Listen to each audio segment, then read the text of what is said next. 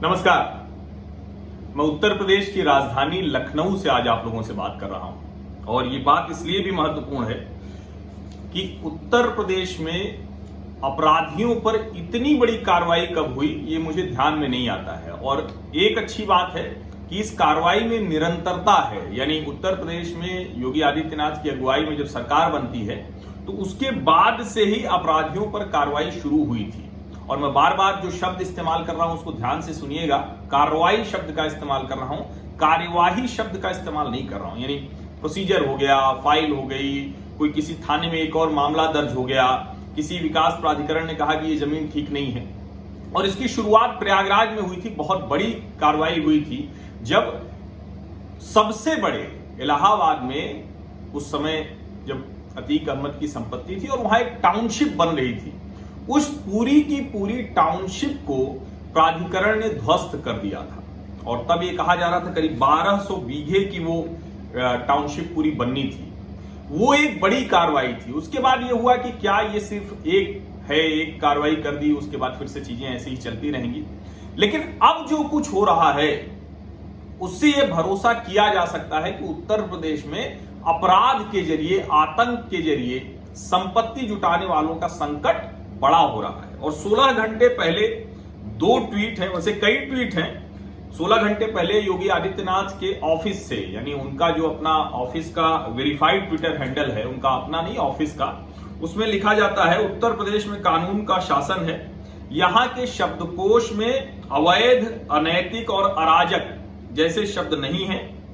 मुख्तार अंसारी जैसा माफिया हो या कोई भी अन्य अपराधी, योगी सरकार जीरो टॉलरेंस के साथ इनके कृत्यों पर पूर्ण विराम लगाने को प्रतिबद्ध है।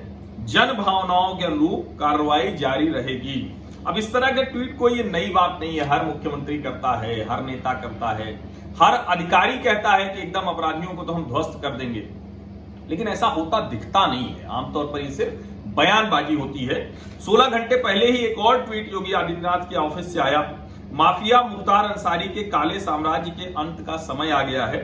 अब तक इसकी 66 करोड़ रुपए इतने की अवैध संपत्ति जब्त हो चुकी है। 41 करोड़ रुपए की अवैध आय की प्राप्ति का मार्ग बंद किया जा चुका है। इसके गिरोह के 97 साथी पुलिस की हिरासत में हैं। कार्रवाई आगे भी जारी रहेगी। अब ये थोड़ा भरोसा बढ़ाता है क्योंकि उत्तर प्रदेश के मार्च में जो उत्तर प्रदेश के टॉप हिस्ट्री शीटर की एक लिस्ट बनी थी, सूची बनी थी, उसमें सबसे ऊपर जिस अपराधी का नाम है, जिस माफिया का नाम है, वो है मुख्तार अंसारी। और मुख्तार अंसारी की संपत्तियों पर हाथ लगाने की कहें की स्थिति, या कहें कि वो डर शायद प्रशासन में रहता था, या साठगांठ रहती थी, नेटवर्किंग रहती थी कि शुरुआत तो होती थी लेकिन कार्यवाही से कार्रवाई तक नहीं पहुंच पाती थी। अब बंगले गिराए जा रहे हैं, टावर गिरा। ये जो वीडियो आपको दिख रहा है, ये कल जो डालीबाग में जो टावर गिराया गया, ये भरोसा बढ़ाता है। और इसमें मुख्तार अंसारी, उनके बेटे, उनकी मां, सबका नाम दर्ज है। और लंबे समय तक ये कार्रवाई चली और ये लगा कि इस तरह से भी क्या टावर गिराया जा सकता है, वो भी इतना बड़ा अपराधी हो। और इस टावर को गिराया गया है जिसमें आगे ये योजना थी कि ग्रुप हाउसिंग बना लेंगे। ये मतलब उनकी योजना थी कि इस जमीन का और इस्तेमाल करेंगे, और वो अवैध कब्जा था। तो जो योगी आदित्यनाथ के ऑफिस से कहा गया कि अवैध, अनैतिक, इस तरह के शब्दों का, तो ये टावर गिराया गया। और योगी आदित्यनाथ के ऑफिस से एक और ट्वीट किया गया कि अपराधियों की अवैध संपत्तियों के उपभोग से हुई किराए की वसूली तथा इनके डिमोलिशन का खर्च भी अपराधियों से ही वसूला जाएगा। साथ ही पूरे प्रकरण में लिप्त अधिकारियों, कर्मचारियों के खिलाफ भी प्रभावी कार्रवाई सुनिश्चित की जाएगी, जिससे इस प्रकार के आपराधिक कृत्यों की पुनरावृत्ति न हो। ये जब कहते हैं तो ये समझने की जरूरत है कि क्या प्रदेश में और, अब जैसे कल ही एक और काम हुआ कि प्रयागराज में भी अतीक अहमद की 2 और संपत्तियां वो कुर्क कर दी गई।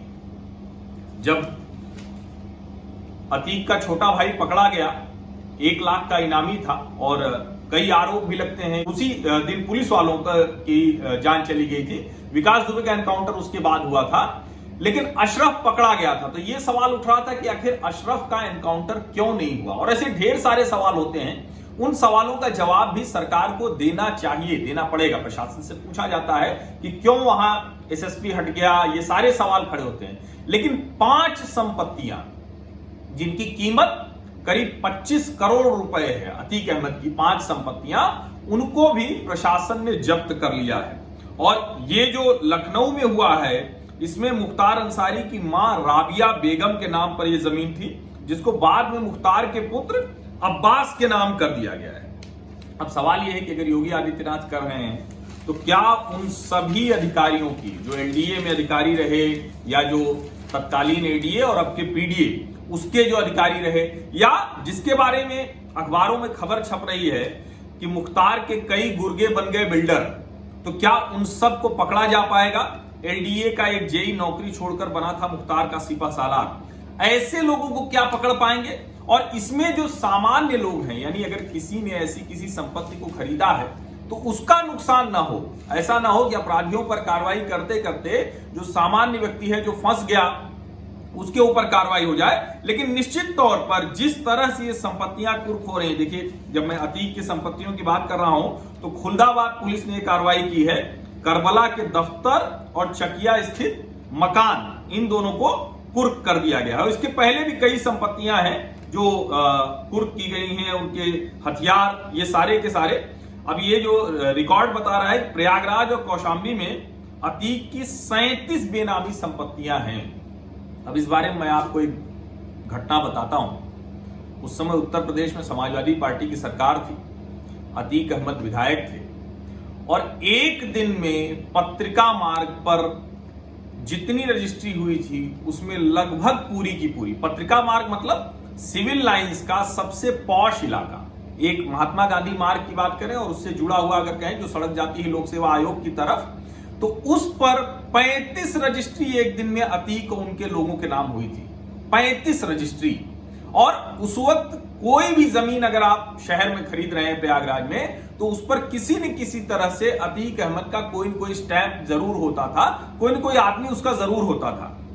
तो इसीलिए ये जो आर्थिक साम्राज्य ध्वस्त करने की बात है, तो क्या ये आर्थिक साम्राज्य जब ध्वस्त होगा तो जो योगी आदित्यनाथ के ऑफिस से कहा गया कि अधिकारी जो लोग जुड़े हुए हैं, अगर नेता भी हैं, क्या उन सब पर भी कार्रवाई होगी? क्योंकि निश्चित तौर पर जो योगी आदित्यनाथ इस मामले में कम से कम कह रहे हैं अपराधियों पर कार्रवाई, उनके आतंक पर लगाम, और आतंक और अपराध के जरिए जो आर्थिक साम्राज्य खड़ा किया गया उस पर जो कार्रवाई, वो ढाहने की जो बात कही जा रही है, तो वो काम हो रहा है। तो अब क्या इसके आगे की प्रक्रिया चलेगी? और 33 हिस्ट्री शीटर हैं, टॉप 33 में 2 पर ये बड़ी कार्रवाई हो रही है, बाकी के 31 लोगों पर भी क्या कार्रवाई हो रही है की भी बातें होती है। लेकिन अपराधी किसी जाति धर्म का नहीं होता है, अपराधी अपराधी होता है, उसको उसी नजरिए से देखना चाहिए। और कम से कम इस वक्त जो उत्तर प्रदेश में हो रहा है, इस वक्त जिस तरह से सरकार काम कर रही है, खास करके अपराधियों के खिलाफ, उनके आतंक का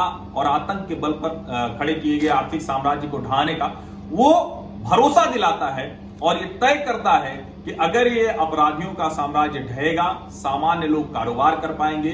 जिन कंपनियों के हम आने की बात करते हैं, क्योंकि अपराधियों के राज में तो विदेशी कंपनियां नहीं आ सकती, अपराधियों के राज में एफडीआई नहीं आ सकता है, अपराधियों के राज में उत्तर प्रदेश में बड़ी फैक्ट्रियां नहीं लग सकती हैं।